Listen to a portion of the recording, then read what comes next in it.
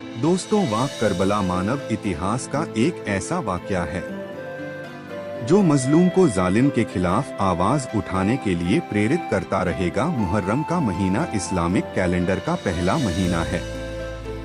आमतौर पर लोग नए साल की खुशियां मनाते हैं, लेकिन यह महीना इतिहास के एक कैसे सच्चे किस्से को अपने अंदर समेटे हुए हैं, जिसको याद करके आज भी लोग अपनी आंखों के आंसुओं को नहीं रोक पाते। क्या आपको पता है, आज से तकरीबन 1400 साल पहले इस्लामिक दुनिया में ऐसा क्या हुआ था, जिसकी वजह से दुनिया के करोड़ों लोग आज भी गमजदा नजर आते हैं। यह महीना इस्लाम के इतिहास का वह महीना है जिसने इस मजहब को शुरू होते ही खत्म होने से बचा लिया, जिसने इस्लाम के इंसानियत वाले एंगल को दुनिया के सामने लाकर रख दिया। आज हम आपको इस्लामी इतिहास के उस चैप्टर से रूबरू कराने वाले हैं जिसको हम करबला के नाम से जानते हैं। करबला के वाक़ये का असल बैकग्राउंड क्या है, आइए आपको डिटेल में समझाते हैं। दोस्तों, किसी भी कहानी के अंत को समझने से पहले यह पता होना बेहद जरूरी होता है कि असल में उस कहानी की शुरुआत कहां से हुई थी। इस्लाम की कहानी करबला तक कैसे पहुंची, इसकी भी एक लंबी दास्तान है। फिलहाल इन शॉर्ट इतना समझ लीजिए कि जब अल्लाह के आखिरी पैगंबर हजरत मोहम्मद मुस्तफ़ा सल्लल्लाहु अलैहि वसल्लम ने इस्लाम धर्म की शुरुआत की तो अरब के लोगों को धीरे धीरे अल्लाह के नबी का पैगाम पसंद आया और इस्लाम धर्म के मानने वालों की तादाद बड़ी तेजी के साथ बढ़ने लगी। सिर्फ इतना ही नहीं, देखते ही देखते इस्लाम धर्म पूरे अरब जगत में फैल गया। यहाँ गौर करने वाली बात यह है कि अल्लाह के आखिरी नबी ने अपनी जिंदगी में यह ऐलान भी कर दिया था कि वह अल्लाह के आखिरी पैगंबर हैं और उनके बाद पैगंबर आने का यह सिलसिला खत्म हो जाएगा। आपकी मालूमात के लिए बता दें, हजरत मोहम्मद मुस्तफ़ा सल्लल्लाहु अलैहि वसल्लम की एक बेटी थी जिनका नाम फातिमा था। अल्लाह के नबी ने अपनी बेटी की शादी अपने चचा हजरत अबू तालिब के बेटे हजरत अली से करा दी। जानकार बताते हैं, हजरत अली ने इस्लाम को आवाम तक पहुंचाने में बहुत ही महत्वपूर्ण योगदान अदा किया था। यही वजह थी कि ज्यादातर लोग यह चाहते थे कि पैगंबर साहब के बाद इस्लाम की सरपरस्ती हजरत अली को मिले। कई लोगों का यह कहना है कि अपने आखिरी हज से लौटते वक्त कदीर खूम के मैदान में अल्लाह के नबी ने अपनी जिंदगी में ही इस बात का ऐलान कर दिया था कि मेरे बाद हजरत अली ही इस्लाम के लीडर होंगे, और वह बाकायदा इस बात को लेकर अल्लाह के नबी की हदीस और सबूत भी पेश करते हैं। खैर, जो कुछ भी हो, जब 8 जून सन 632 ईस्वी को अल्लाह के नबी की वफात हुई तो कुछ लोग सत्ता के लालची हो गए। यहाँ आपको बताते चले कि असल में कुछ लोग इस्लाम धर्म में ऐसे भी शामिल हो गए थे जो पहले तो इस्लाम के दुश्मन थे, लेकिन जब इस्लाम की बढ़ती ताकत के सामने उनकी एक ना चली तो उन्होंने भी इस्लाम धर्म को कबूल कर लिया। जानकार बताते हैं, इनका मकसद सिर्फ और सिर्फ इस्लाम की बढ़ती ताकत का इस्तेमाल करना था। इस्लाम के इन्हीं लोगों ने हजरत अली को नबी का वारिस मानने से इनकार कर दिया और खुद सत्ता की कुर्सी पर जाकर बैठ गए। उन्हीं लोगों में से एक शख्स यजीद का बाप माविया भी था। इस तरह इस्लाम धर्म के मानने वाले दो खिमों में बट गए। एक तो वह लोग थे जो हजरत अली के साथ थे, दूसरे वह लोग जो उनके खिलाफ थे। फिलहाल यह सिलसिला यूं ही चलता रहा। आखिरकार बाद में जाकर हजरत अली को इस्लाम की खिलाफत दी गई और कुछ इस तरह वह मुसलमानों के चौथे खलीफा बने। दोस्तों, हजरत अली के दो बेटे थे, एक का नाम था हजरत इमाम हसन और दूसरे का नाम था हजरत इमाम हुसैन। इमाम हसन हजरत अली के बड़े बेटे थे, इस लिहाज से आगे चलकर इमाम हसन ही इस्लाम के खलीफा बनने वाले थे। लेकिन उस वक्त सीरिया के गवर्नर माविया ने हजरत अली के खिलाफ बगावत कर दी। इसका नतीजा यह हुआ कि माविया हजरत अली के बाद इस्लाम का अगला खलीफा बन गया।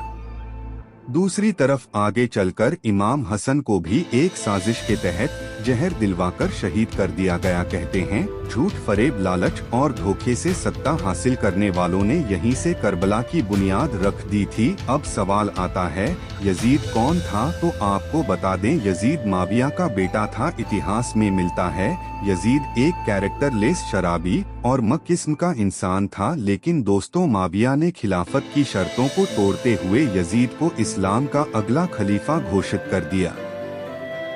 कुल मिलाकर कहे तो माविया के इस ऐलान से यजीद जैसा इंसान इस्लामिक सत्ता की कुर्सी पर बैठ चुका था। माविया की मृत्यु के बाद यजीद ने अपनी सेना की सहायता से इस्लामिक दुनिया को यह मानने पर मजबूर कर दिया कि वही उनका खलीफा है।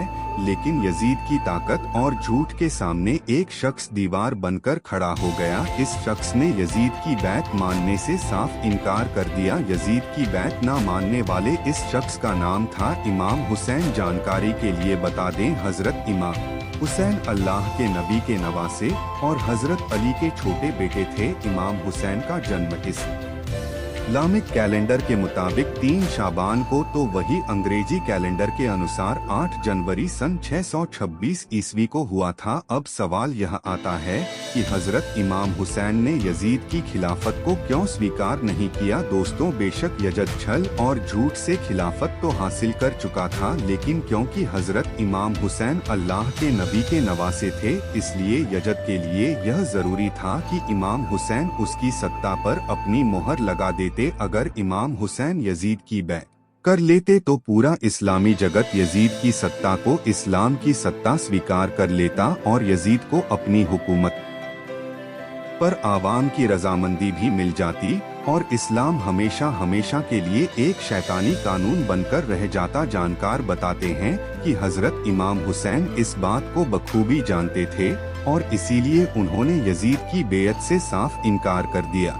इसके बाद यजीद ने हर तरीके से इमाम हुसैन पर उसकी सत्ता को स्वीकार करने के लिए दबाव डाला। उन्हें कत्ल करने की धमकियां भी दी, लेकिन हजरत इमाम हुसैन अपने फैसले पर अड़े रहे। तमाम प्रयासों के बाद भी जब यजद को यह समझ आ गया कि इमाम हुसैन उसकी बैत नहीं करेंगे, तो उसने इमाम हुसैन को कत्ल करने का प्लान बनाना शुरू कर दिया। दूसरी तरफ जब इमाम हुसैन को यह पता चला कि यजद उन्हें खत्म करना चाहता है, तो उन्होंने 4 मई सन 680 ईस्वी को मदीना छोड़कर मक्के की तरफ जाने का फैसला कर लिया और वह काबे की तरफ रवाना हुए। यजीद को जब इमाम हुसैन के काबे की तरफ जाने की खबर मिली तो उसने काबे की तरफ अपनी फौज भेज दी। तारीख में मिलता है कि वह इमाम हुसैन को काबे के अंदर ही कत्ल करवाना चाहता था। लिहाजा जब हजरत इमाम हुसैन को इस बात का पता चला तो वह इराक के एक शहर करबला की तरफ चल दिए। वह यह चाहते थे कि काबे के आसपास खून खराबा ना हो और यहीं से करबला पहुंचने की सफर की शुरुआत होती है।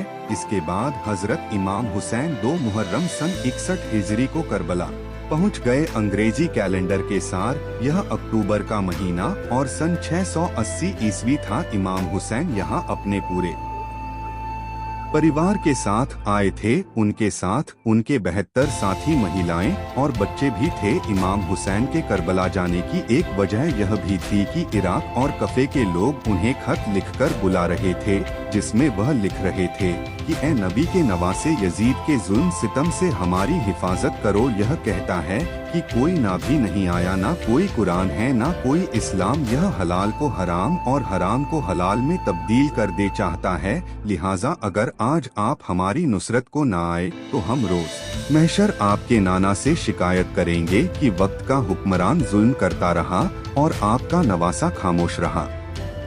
जिसके बाद हजरत इमाम हुसैन करबला पहुँचे। तारीख में मिलता है कि उन्होंने करबला पहुंचकर कुछ जमीन खरीदी और वहां अपने खेमे लगा लिए। इमाम हुसैन को लगता था कि करबला में उन्हें लोगों का समर्थन मिलेगा, लेकिन ऐसा नहीं हुआ। कफे और इराक के वो लोग जो उन्हें दिन रात खत लिखते थे, यजीद के डर से उनसे मिलने तक नहीं आए। दोस्तों, करबला के इस वाकये को एक जंग कहना सही नहीं होगा, क्योंकि जंग तो तब होती है जब दोनों तरफ से जंग की ख्वाहिश हो। इमाम हुसैन अपने सिर्फ 72 साथियों के साथ करबला आए थे। उनका मकसद जंग करना नहीं था, लेकिन यजीद ने अपनी 1 लाख से ज्यादा की सेना को करबला की तरफ रवाना कर दिया। यजीद का मकसद साफ था, वह इमाम हुसैन को जिंदगी का डर दिखाकर उनसे बैत लेना चाहता था। इसके बाद यजीद की सेना ने क्रूरता की हदें पार कर दी। कहते हैं पुराने जमाने में जो जंगें हुआ करती थी उनके कुछ नियम कानून हुआ करते थे। मसलन बच्चों और महिलाओं पर हमला नहीं किया जाएगा, किसी भी हालात में पानी बंद नहीं किया जाएगा, इसके अलावा निहतों पर भी वार नहीं किया जाएगा। यह सब जंग के कुछ उसूल हुआ करते थे, लेकिन करबला की जंग में यजीद की सेना ने इन सभी नियम कानून को तोड़कर क्रूरता और हैवानियत की ऐसी दास्तां लिखी जो आज भी इंसानी दिमाग को झकझोर कर रख देती है। तारीख में मिलता है कि यजीद ने पहले तो हजरत इमाम हुसैन को सेना का डर दिखाया, लेकिन इसके बावजूद भी उन्होंने यजीद की बैत से साफ इनकार कर दिया। अपनी बात न बनते हुए देखकर यज़दी फौज ने हजरत इमाम हुसैन और उनके साथियों पर 6 मुहर्रम को पानी बंद कर दिया। तारीख में मिलता है इमाम हुसैन के छोटे छोटे बच्चे 3 दिन के भूखे प्यासे तड़पते रहे, लेकिन यजीदी सेना को उन पर तरस न आया।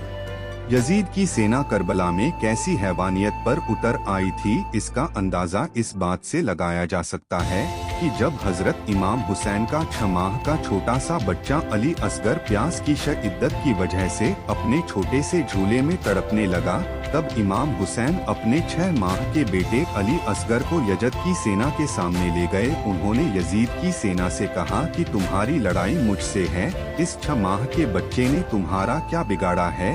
यह बच्चा प्यास से तड़प रहा है, कम से कम इस बच्चे को तो पानी दे दो। तारीख में मिलता है हजरत इमाम हुसैन की यह बातें सुनकर यजीद की सेना में खलबली मच गई। सेना के कुछ सैनिक बच्चे को देखकर मुंह छुपाकर रोने लगे, लेकिन यजीदी फौज के एक कमांडर जिसका नाम रमला था, उसने 3 मुंह वाला तीर इस छोटे से बच्चे की तरफ छोड़ दिया। यह तीर सीधा अली असगर के गले पर जाकर लगा। इमाम हुसैन का यह छोटा सा बच्चा वहीं पर शहीद हो गया। करबला के मैदान में यह क्रूरता की इंतहा थी। दोस्तों, कहा जाता है हजरत इमाम हुसैन की जंग टालने की तमाम कोशिशों के बाद जब यह तय हो गया कि अब यह जंग करनी ही होगी, तब उन्होंने जंग से 1 दिन पहले यानी 9 मुहर्रम को अपने सभी 72 सिपाहियों को एक खेमे में जमा किया और खेमे के अंदर जल रहे चिराग को बुझा दिया। रात के अंधेरे में चिरागों को बुझाकर हजरत इमाम हुसैन ने अपने साथियों से कहा कि यजीद मुझे कत्ल करना चाहता है,